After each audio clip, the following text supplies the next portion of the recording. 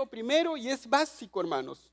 Es muy básico. Si nos relacionamos con la palabra, tenemos que ser conscientes que nos estamos relacionando con Dios mismo. No es un pensamiento, no es un libro, no solamente son palabras, sino que es un ser con quien nos relacionamos. No podemos relacionarnos con Dios sin su palabra. Y Dios no puede relacionarse con nosotros si no es a través de su palabra. No podemos separar o desvincular Dios y su palabra. Amén. Quiero que me respondan amén. ¿Por qué? Porque así van a estar ustedes activos. Amén. Bien, muy bien. Entonces, el salmista David, en el Salmo 138, versículo 2, dijo: porque has engrandecido tu nombre y tu palabra sobre todas las cosas. ¿Qué ha engrandecido Dios?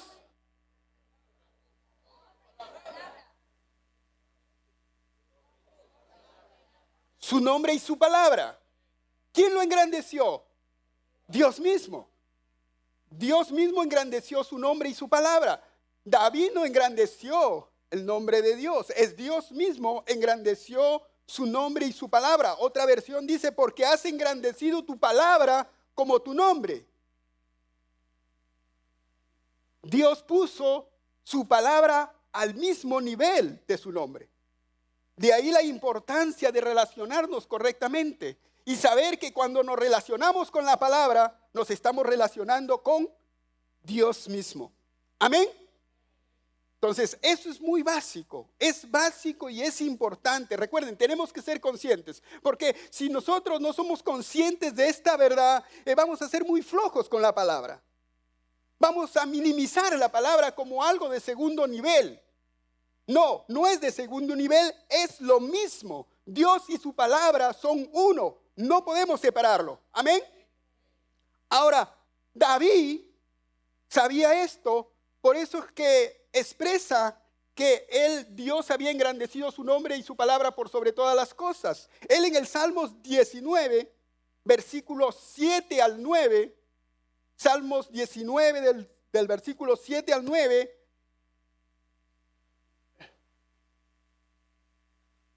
escribe 6 revelaciones de la palabra de Dios. En estos pasajes encontramos a David mostrando 6 revelaciones de la palabra de Dios, de lo que la palabra es y de lo que la palabra hace. 6 revelaciones de lo que la palabra es y de lo que la palabra hace. Ahora, cuando nosotros entendamos estas revelaciones, vamos a ser más conscientes para poder relacionarnos con la palabra de Dios. David tuvo esa revelación. Por eso él dice: has engrandecido tu nombre y tu palabra por sobre todas las cosas. Ahora, ¿cuáles son estas 6 revelaciones? Vayan a sus Biblias digitales o la que siempre llevamos, las escritas. Salmos 19 del 7 al 9. Y la primera revelación que David tuvo, él dice: la ley de Jehová es que convierte al alma. Fíjense, David utiliza 6 nombres diferentes en estas 6 revelaciones, 6 nombres diferentes para lo que hoy conocemos como la palabra de Dios. Una de esas, ese nombre que le da a la palabra de Dios es la ley. La ley. Y cuando escuchamos esa palabra, la ley, a veces como que se nos escarapela el cuerpo, ¿verdad? Porque hemos relacionado la ley y la gracia, la ley y la gracia. Pero no tenemos que temer a la ley. No tenemos que temer a la ley. Porque, como le digo, lo relacionamos siempre con castigo, con yugo, con imposición, con legalismo o con algo negativo. Pero no, para David la ley era todo el consejo de Dios que tenía. En ese entonces la ley para David eran los 5 libros que tenía a la mano, que habían sido escritos por Moisés, el Pentateuco o llamado ahora la Torá. Eso era todo lo que tenía David. Y sobre eso David exclama esto: la ley de Jehová es perfecta. Pero para nosotros, ¿qué es la ley de Jehová? Si para David la ley era eso, porque eso es todo lo que tenía, para nosotros la ley de Jehová es todo el consejo de Dios. Por eso la palabra de Dios dice, ¿no?, que todo el consejo de Dios es útil. Toda la palabra del Señor es útil. Ahora, hay algo interesante en Santiago, capítulo 1, versículos 19 y 25, y nos da luz acerca de la ley de Jehová es perfecta. Vamos a Santiago 1, 25. ¿Están ahí? ¿No se han ido todavía? Bien. Dice, Santiago comienza a exponer y comienza a exhortar y animar a los hermanos para que no habla de la palabra del Señor, y dice que no debemos ser oidores olvidadizos, sino que tenemos que ser hacedores de la palabra. Eso es lo que dice Santiago. Y pone como ejemplo a una persona que se mira en un espejo. El espejo es la palabra de Dios. Y pone como ejemplo a esta persona y dice que se mira en el espejo. El oidor es como aquel que se mira en el espejo y luego que se va, se olvida cuál era su rostro. Pero en el versículo 25, Santiago dice, cambia la palabra por lo que a continuación voy a leer. Dice, mas el que mira atentamente en la perfecta, ¿qué dice? En la perfecta, la de la libertad, y persevera en ella, no siendo oidor olvidadizo, sino hacedor de la obra, será bienaventurado en lo que hace. La palabra del Señor es la perfecta ley. Ahora, la perfecta ley reemplaza a Santiago el nombre de la palabra por la perfecta ley, y también le pone otro nombre, la ley de la libertad. Ahora la pregunta es, ¿de quién tenemos libertad? La Biblia dice, y conoceréis la verdad, y la verdad, refiriéndose ¿a quién? A Jesús, la palabra. Entonces, la perfecta ley es la palabra, y la palabra es Jesús, y Jesús es la perfecta ley. Amén. Entonces, David dice, la perfecta ley, la ley de Jehová es perfecta. Cuando usted o cuando alguien está de novio o de novia, ¿cree usted que con esa persona que se relaciona es perfecta? ¿Sí o no? A ver, ¿cuántos novios hay acá? Nadie levanta la mano. ¿Sí he visto dónde está Pierre? No. Pero cuando está uno enamorado, ¿no? Ahí ponen esos ojitos de borrego degollado y ven a la persona, a esa persona con quien se relaciona perfecta. Y dice, ella es la mujer perfecta para mí. O él es el hombre perfecto para mí. Y luego entran a una relación más profunda para luego darse cuenta que no es nada de ello. ¿Verdad? ¿Es así o no? Hermanos, solo la palabra de Dios es. Relacionarte con ella jamás te decepcionará. Es suficiente, como decía la canción. Es suficiente la palabra de Dios. Jamás te va a decepcionar. ¿Sabes? Hasta de nosotros mismos a veces nos sentimos decepcionados. Porque tratamos por nuestras fuerzas ser el esposo perfecto, ser la esposa perfecta, ser los hijos perfectos, ser el profesional perfecto, ser el empresario perfecto. Para luego darnos cuenta que no lo somos y sentimos una insatisfacción, un vacío. ¿Sabes por qué? Porque nada de lo que podemos hacer solucionará lo que solo la palabra de Dios, que es perfecta, puede hacer.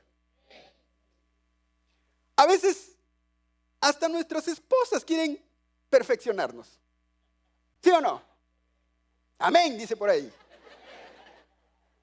Nuestras esposas quieren perfeccionarnos. No. Y siempre nos dicen, no, pero ¿por qué es así, asá? ¿No? ¿Por qué? Mira el hermano, el otro hermano, ¿no? Ahí nos comparan. ¿No?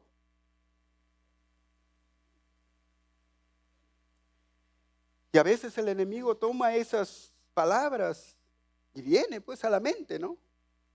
Y viene y te dice, sí, mira, ve, ¿no? No es perfecta, mira a este varoncito.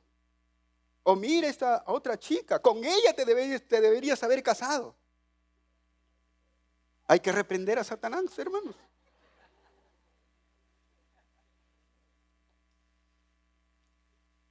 Solamente la palabra es perfecta, hermanos. Y la palabra nos perfecciona. Dijo David, la ley de Jehová es perfecta. ¿Qué dice? Convierte el alma. Convierte el alma. Otra versión dice, revive el alma. Santiago, ¿qué es lo que dice? Te hace libre. La perfecta ley te hace libre. La mayoría, creo que el 99.9 de los que estamos aquí, hemos sido afectados por esa perfecta ley. Y ustedes se dan cuenta que no somos los mismos. No somos los mismos de ayer. La palabra de Dios ha ido trabajando en nosotros. Ha ido cambiando nuestra manera de pensar, de actuar, de hablar. Porque la perfecta ley opera en la vida de aquellos que se relacionen con ella. Dice la Biblia, estando persuadido de esto, que el que comenzó en vosotros la buena obra la perfeccionará hasta el día de Jesucristo. Amén.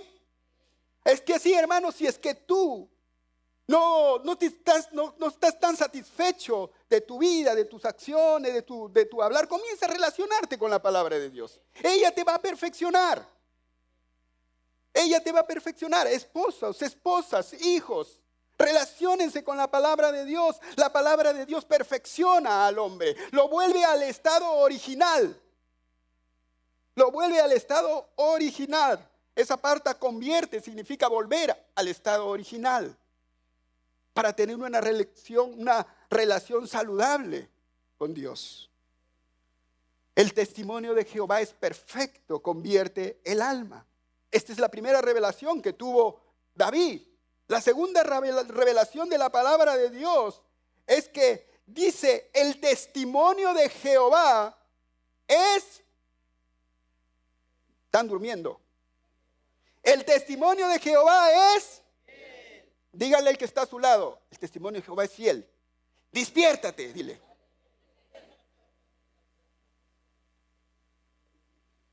El testimonio de Jehová es fiel. Esta es otra expresión que usa David para referirse a la palabra de Dios. El testimonio de Jehová, el testimonio de Jehová. Ahora, también cuando usamos esta palabra o escuchamos esta palabra Jehová, lo relacionamos Antiguo Testamento, Cristo, Nuevo Testamento. Pero Jehová es la versión castellanizada de Yahvé. ¿Y Yahvé qué significa? El eterno. El eterno. Jehová, Yahvé, es el eterno. El Dios siempre existente, el Dios de todas las generaciones. Es importante, ¿por qué lo pone David ahí? Yahvé, el eterno. También significa el gran yo soy. ¿Y qué? Cuando hablamos de el gran yo soy, ¿a quién también nos referimos? ¿Con quién nos relacionamos? Con Cristo. Entonces podemos decir la ley de Jehová, la ley de Yahvé, la ley del Eterno, la ley de Cristo. También podemos decir el testimonio de Jehová, el testimonio de Cristo, el testimonio del yo soy. Y no estamos alterando absolutamente nada de la palabra. Entonces David dice el testimonio de Jehová o el testimonio del Eterno.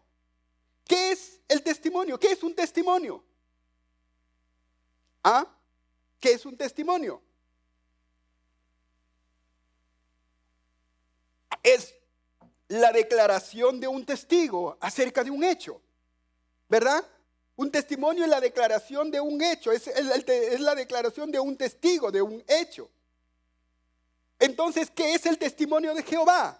Es el autorrevelación de Dios en su palabra. Dios se revela en su palabra.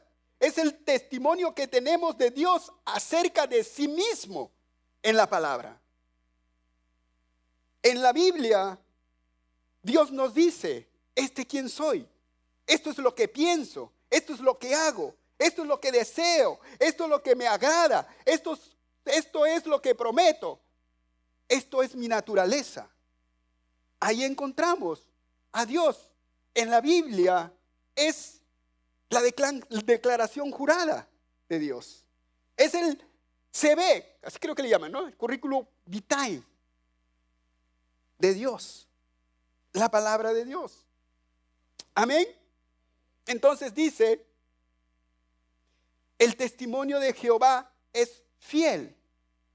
La Biblia dice que Jesús es el testigo fiel, el primogénito de los muertos, el soberano de los reyes de la tierra. Amén. Entonces, si es el testigo fiel, es el que atestigua, es el que declara, es el que da testimonio. Por eso que el testimonio de Jehová es igual al testimonio de Cristo. Amén. Ahora, este testimonio nos afirma que es fiel, como Dios es fiel. Afirmar que la palabra es un testimonio fiel está diciendo que este testimonio es digno de confianza. Podemos confiar en la palabra. La palabra no nos va a engañar, va a cumplir lo que ha prometido. No nos traicionará. Él es un testigo fiel. ¿Y por qué es un testigo fiel? Miren, un ejemplo, yo puedo hacer testigo del nacimiento de mi hija. Yo puedo ser testigo del nacimiento de mi hija, pero yo no puedo ser testigo del matrimonio de mi hija.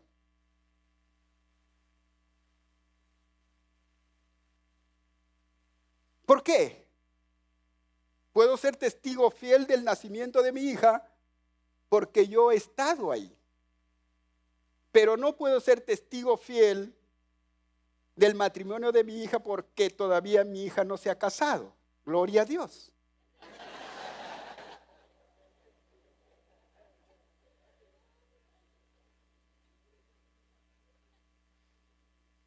Pero Dios, que es el eterno, que está en el pasado, en el presente y en el futuro, es un testigo fiel, digno de confianza. ¿Me entienden? Es glorioso esta verdad. Dios está en el pasado, presente y en el futuro y puede decir todas las cosas. Es un testigo fidedigno de las cosas. Por eso tenemos que confiar en Dios y descansar en cada promesa de Dios. Ahora, ¿qué hace este testimonio fiel? Dice que hace sabio al sencillo. Hace sabio al sencillo. ¿Qué, hermanos? ¿Somos monedas? No. ¿Qué es una persona sencilla? Una persona sencilla viene de la expresión que significa una puerta abierta. Una puerta abierta. Ahora, ¿para qué sirven las puertas? Para entrar y salir. ¿Qué más? La puerta también denota límite. De la puerta para acá es mi casa, de la puerta para allá ya se encarga la municipalidad. ¿No? Límite. La puerta también nos ayuda a seleccionar quién entra y quién no entra. Si alguien no te agrada o todavía no tienes confianza, pues lo atiendes en la puertita nada más. Ahora ya han sacado ese ojito que ponen en la puerta, entonces puedes mirar nomás y ya ni siquiera abrir. No. Pero la puerta denota eso, protección también. ¿Qué pasa cuando una puerta está abierta? Entre el polvo entra, los perros, ¿qué más entra? El viento, los zancudos, ¿verdad? El sencillo es como una puerta abierta. La persona sencilla es como una puerta abierta, que todo entra y todo sale, que todo recibe, que no sabe qué dejar afuera y qué permanecer adentro. Es una persona sin criterio, sin sentido común. Es una persona de mente abierta. ¿Han escuchado ese término? Está de moda ahora. Sé una persona de mente abierta. Esto es una mentira de Satanás. No podemos ser personas de mente abierta porque Dios lo llama ser una persona sencilla. Una persona de mente abierta es la que va a recibir cualquier basura. Va a recibir cualquier viento de doctrina.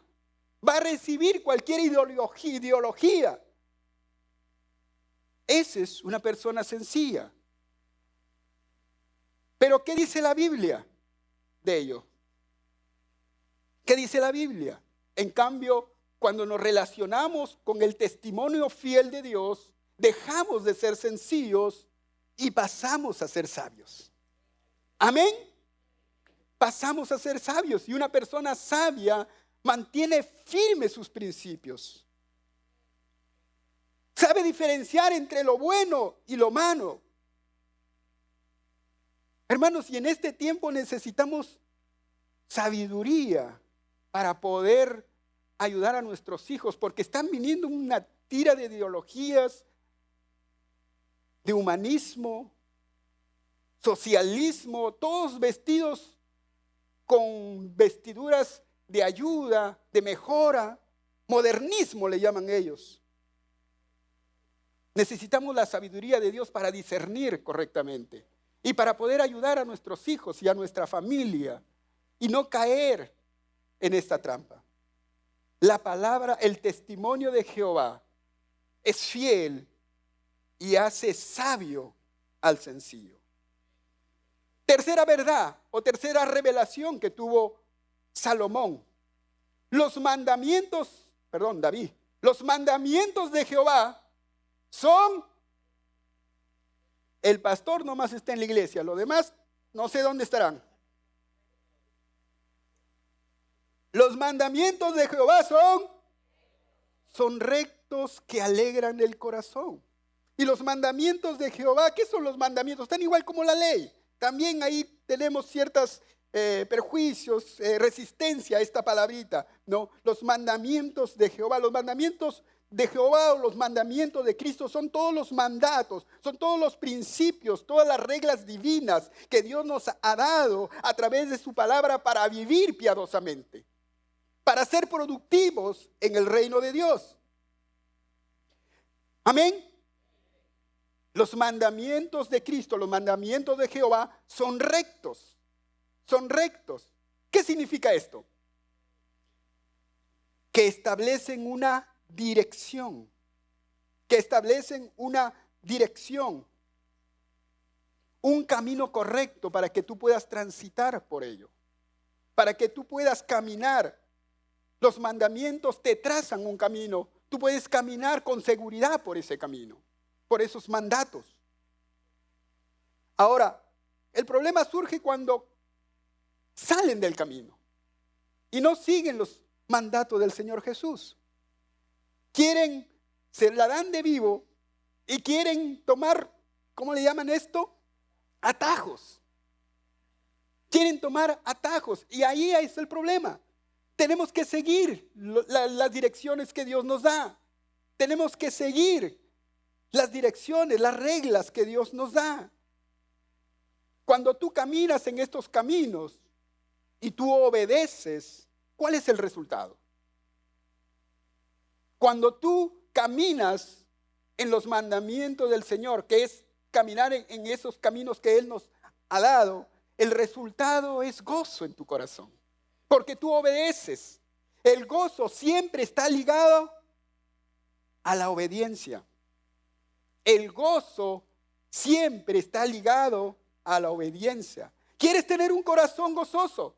Relaciónate con la palabra, con los mandamientos que Dios son, que los mandamientos que te da a ti y que son rectos o son correctos. Relaciónate con la palabra, camina en sus principios.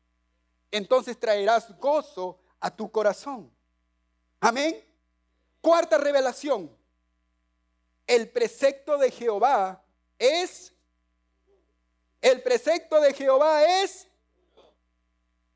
puro. El precepto de Jehová es puro.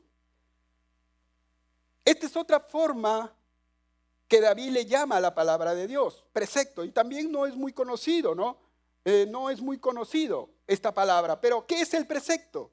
El precepto es una orden no opcional, es una orden no opcional, es un mandato imperativo que no es negociable. O lo tienes que hacer o lo tienes que hacer. Ay, hermano, pero que las cosas del Señor no es voluntario. Es voluntario hasta cuando tú decides seguir a Cristo. Tú decides seguirlo o no. Si decides, tienes que seguir los preceptos de Jehová. Tienes que seguirlo. No vas a vivir la vida de Dios como a ti te parece. No puede ser. No puedes vivir la vida de Dios como tú crees. Tienes que seguir. Por eso la Biblia habla, ¿no? Que Él odia a los tibios. Él prefiere caliente o frío. No tibio. O decides hacer la palabra o no la decides. Si tú decides obedecer a Dios, entonces traerás bendición a tu vida. Y si no, tendrás las consecuencias. Dios te ama, sí, Dios te ama, pero las consecuencias tienes que afrontarlo. Amén. Entonces el precepto de Jehová es puro. Ahora, una cualidad que tiene este precepto es que es puro. Digan puro. Otra traducción para esta palabra puro es claro. Claro. No es entel, es claro.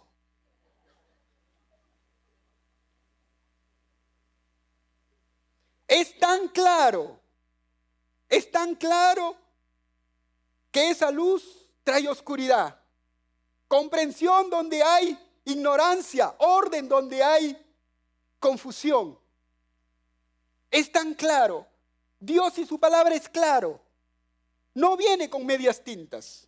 Podemos entenderlo, cuál es lo bueno y cuál es lo malo. Dios llama a lo pecado, pecado. No hay pecado blanco. Dios lo que llama pecado es pecado. Ahora, algo que aprendí es que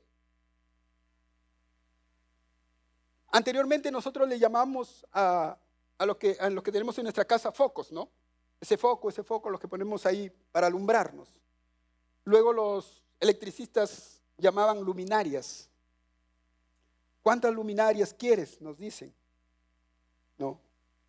Y yo le decía, ¿por qué luminarias? Pues porque viene de la palabra lúmenes. Y los lúmenes es la cantidad de luz que emite estos aparatos. Pueden consumir menos, ser de menos watt, pero tener mucha luminosidad. Eso lo aprendí cuando estábamos haciendo la canchita, investigando un poco. Habían reflectores baratos que generaban más consumo, pero que generaban consumo porque eran de mayor watt, no, pero tenían menos luminosidad. Y las otras que eran más luminosidad, las más caras, tenían menos watt, menos consumo. Lúmenes viene de la palabra luminoso. Ahora, si tendría que hacer una traducción de Raúl sobre este pasaje, yo podría decir, el temor de Jehová es luminoso. El temor de Jehová es luminoso, que trae iluminidad a los ojos, que alumbra a los ojos. Cuando la luz refleja, a diferencia, por ejemplo, cuando nosotros vemos el sol, tú ves el sol, te molesta la vista. Pero a comparación de la palabra de Dios, cuando la luz te alumbra a tus ojos asimilan esa luz y le da luz a tu vida, a tu mente. Comenzarás a ver donde otros no ven.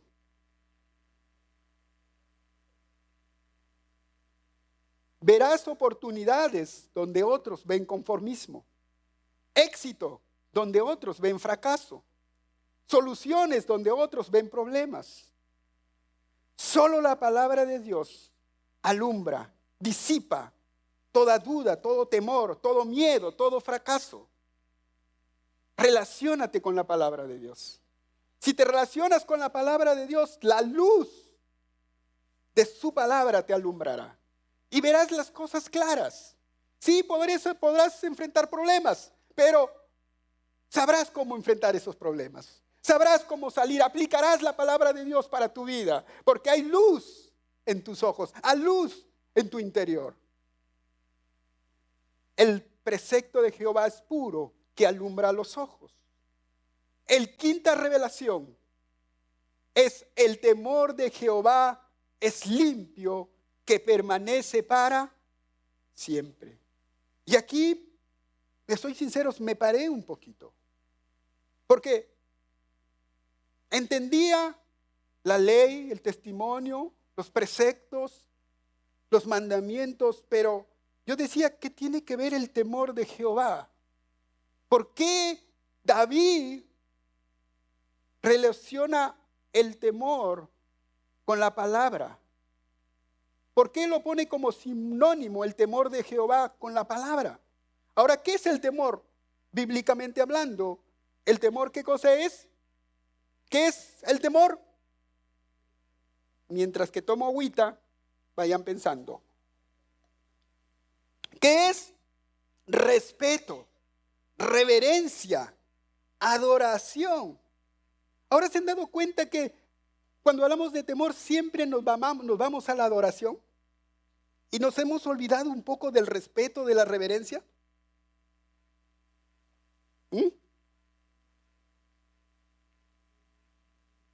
¿Por qué David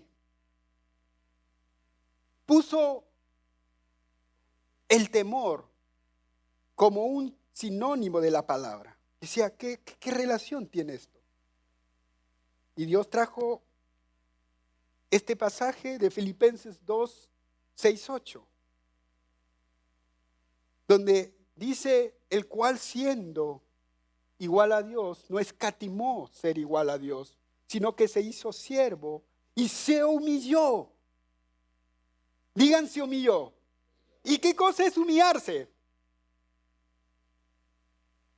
Es reverenciar, es inclinarse delante de Dios. Jesús es el temor de Jehová, porque Él se humilló, Él se reverenció al Dios Padre. Él es el temor de Jehová. Pero también encontré otra verdad. Proverbios 1:7 dice, el principio de la sabiduría es el temor de Jehová. Los insensatos desprecian la sabiduría y la enseñanza. Proverbios 9:10 dice, el temor de Jehová es el principio de la sabiduría y el conocimiento del Santísimo es la inteligencia. Y el Salmo 111:10 dice, el principio de la sabiduría es el temor de Jehová. Hay un punto de relación en esto. Hay un punto de relación en todos estos versículos. Cada vez que vamos a un versículo donde está el temor precede a la sabiduría y el conocimiento. El temor precede a la sabiduría y el conocimiento. ¿Qué quiero decirle? Hermanos, si nos vamos a relacionar con la palabra de Dios y queremos que la palabra de Dios nos dé sabiduría y conocimiento, tenemos que respetarla. Tenemos que tener un temor santo delante de la palabra. Eso es lo que hemos perdido. Yo creo que por eso al comienzo les dije, ¿no? Tenemos que ser conscientes que la palabra es Dios mismo. Que cuando escuchamos la palabra, cuando la palabra es expuesta, es Dios hablándonos. Y tenemos que darle toda la reverencia, toda la adoración, todo, inclinarnos delante de la palabra. Amén. El temor de Jehová es limpio. Es limpio. La palabra hebrea traducida como limpio es ausencia de impurezas, de suciedades. Es perfecta la palabra, es limpia. Cuando estábamos en tiempo de pandemia, sí, recuerdan que no podíamos salir a comprar, ¿no? Entonces ahí nos dedicamos a ver cómo podemos mantener los alimentos. Y ahí aprendimos que para preservar los alimentos, ¿no? Teníamos que esterilizarlos. No sé si estoy pronunciando bien. ¿Y cómo lo esterilizábamos? ¿No? Con fuego. Le quitábamos el oxígeno al arroz, a las menestras, y luego salía el oxígeno y lo sellábamos. Y eso hacía que los alimentos duren un poco más. Pero aún a pesar de eso, siempre aparecía por ahí un gorgojo. Esos son con los alimentos, pero con la palabra de Dios no sucede eso. Porque la palabra es limpia, sin impurezas. No tiene pecado, no tiene maldad, no tiene corrupción o error. Y por eso la palabra siempre será eterna. No tiene falla. Escuché una vez a alguien decir que la palabra había quedado obsoleta. Teníamos que cambiarla. La palabra es perfecta, la palabra es limpia, no tiene error y así va a permanecer por la eternidad. Es eterna. Jesús dijo, el cielo y la tierra pasará, pero mis palabras no pasará. Amén. La última revelación. ¿Cuántos dicen amén? Quieren irse.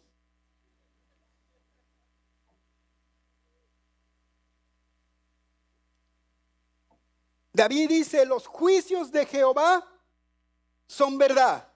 Todos son justos. Los juicios de Jehová son verdad. Todos son justos. Y esta es otra palabra que le da David a la palabra de Dios. Los juicios. ¿Ve? 6 nombres.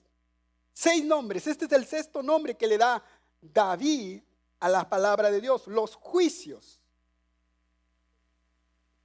Y también es una palabrita que no nos gusta escucharlo mucho en la iglesia. ¿Verdad? Porque tal vez hemos estado ahí involucrados a veces en problemas judiciales. Escuchamos a veces por la televisión de problemas judiciales y vemos que nuestro sistema judicial es para llorar. ¿Verdad? Porque hay mucha corrupción. Y tal vez cuando hablamos de juicio pues lo relacionamos, ¿no?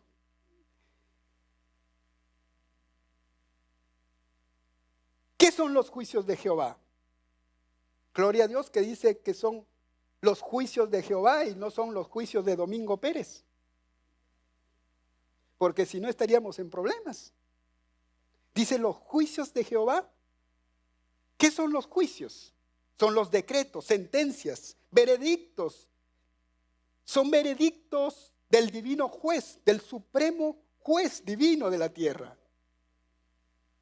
Y todos esos veredictos, todas esas sentencias son justas. Digan, son justas.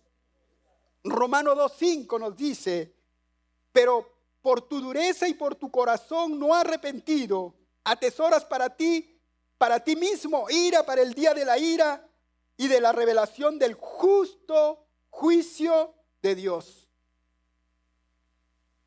Dios es un Dios justo y va a traer un juicio justo. Salmos 45:6 dice: cetro de justicia es el cetro de tu reino. Es que sí, hermano, no tienes que temer cuando hablamos de los juicios. Están en la palabra. No tenemos que tener miedo de los juicios de Dios. Cuando también estuvimos en pandemia y pasó lo que pasó, mucha gente pensaba que ya ahí nomás ya iba a venir el Señor, o que ya venía la tribulación. Y mucha gente tomó decisiones de arrepentirse, mucha gente tomó decisiones de repente de cambiar su vida, ¿no? De decir, bueno, ya hasta aquí, ya hay que cambiar las cosas. Pero luego pasó. Y comenzaron y volvieron a lo mismo. Como si es que estos juicios de Dios no van a venir. Pero los juicios de Dios van a venir. Hay juicios que ya han sido... Ya han sucedido, ¿no?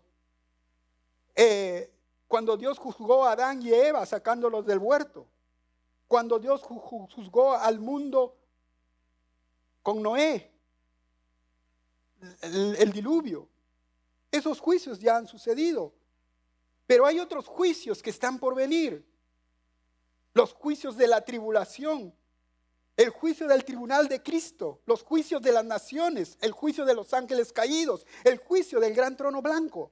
Hay juicios, están en la palabra. Recuerden, Dios es el eterno. Dios es el eterno. Él sabe lo que va a venir. Por eso lo ha escrito y por eso nosotros tenemos que relacionarnos con la palabra para saber los tiempos que estamos viviendo. Y no seamos como aquellas vírgenes que los tomó por sorpresa la llegada del esposo. Hermanos, aquí hay un juicio que nos interesa. El juicio del tribunal de Cristo. Amén. Hagan así. Hermanos, ese juicio nos interesa. Porque ese juicio es para premiación. Es para repartir coronas. Y por eso es que hay que saber. Estar relacionándonos con la palabra para saber y vivir esta vida, sirviendo al Señor, trabajando para Él, porque llegará el tiempo de este juicio, el tribunal de Cristo, para recibir nuestros premios. Amén. Los juicios de Jehová son verdad y todos ellos justos. Dios no es deudor de nadie. Amén. Dios no es deudor de nadie. 6 revelaciones, hermanos, de David que hoy podemos disfrutar. Y sí que nos relacionamos sabiendo que Dios, que la palabra, la ley perfecta convierte el alma, el testimonio que es fiel y que hace sencillo al sabio al sencillo, los mandamientos que son rectos, que alegran el corazón, el precepto que es puro, que alumbra los ojos, el temor que es limpio y que permanece para siempre, los juicios que son verdaderos y todos justos. Si nos relacionamos con la palabra, podemos disfrutar, como dice, no solamente saber de la vida abundante, sino disfrutar de la vida abundante. Para eso es la palabra de Dios. Amén. Vamos a orar. Padre, gracias por las revelaciones que diste a David y que hoy nos sirven de ejemplo, Padre, para que nosotros podamos caminar en estas verdades que tienes para nosotros. Gracias porque tu palabra es suficiente para nosotros y porque decidimos en nuestro corazón amar la palabra, relacionarnos con ella como tú mismo. Gracias. Gracias por la palabra. Gracias